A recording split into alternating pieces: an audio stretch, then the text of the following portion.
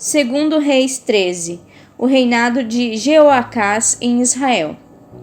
No ano 23 de Joás, filho de Acasias, rei de Judá, começou a reinar Jeoacás, filho de Jeú, sobre Israel, em Samaria, e reinou 17 anos.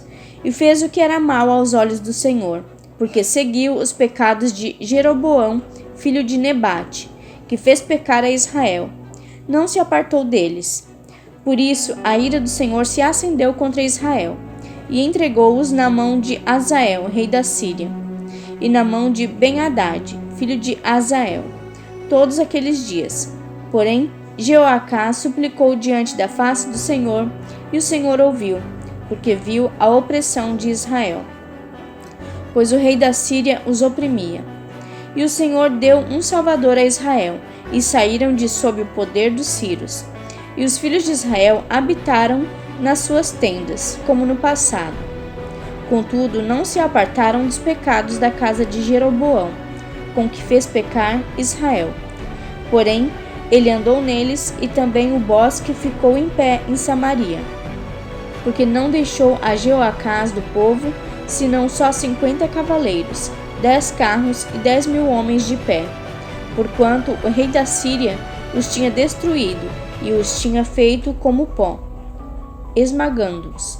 Ora, os demais atos de Jeoacás, tudo quanto fez e o seu poder, porventura não está escrito no livro das crônicas dos reis de Israel? E Jeoacás dormiu com seus pais e o sepultaram em Samaria.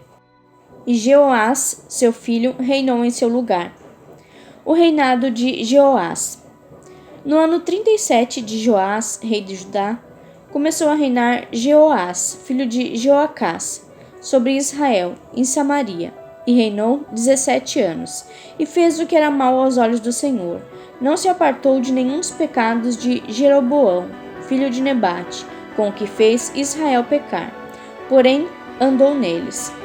Ora, os demais atos de Jeoás, tudo quanto fez e o seu poder, com que pelejou contra Amazias, rei de Judá, porventura não está escrito no livro das crônicas dos reis de Israel? E Jeoás dormiu com os seus pais, e Jeroboão se assentou no seu trono, e Joás foi sepultado em Samaria, junto aos reis de Israel. A doença de morte de Eliseu. E Eliseu estava doente da enfermidade de que morreu. E Joás, rei de Israel, desceu para visitá-lo, e chorou sobre o seu rosto, e disse: meu pai, carros de Israel e seus cavaleiros. E Eliseu lhe disse: toma um arco e flechas. E tomou um arco e flechas. Então disse ao rei de Israel: põe a tua mão sobre o arco. E põe sobre ele a sua mão. E Eliseu pôs as suas mãos sobre as do rei. E disse: abre a janela para o oriente. E abriu-a. Então disse Eliseu: atira. E ele atirou.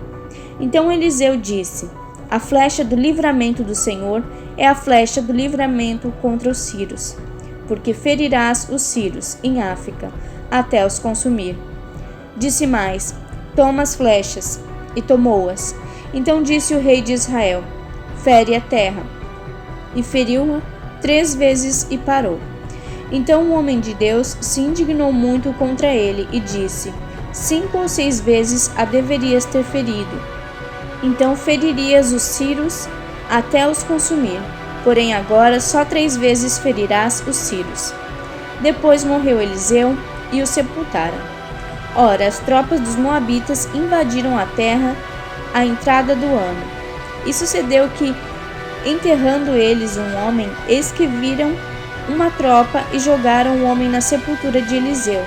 Então, caindo nela, o homem e tocando os ossos de Eliseu, reviveu e se levantou sobre os seus pés. E Hazael, rei da Síria, oprimiu a Israel todos os dias de Jeoacás.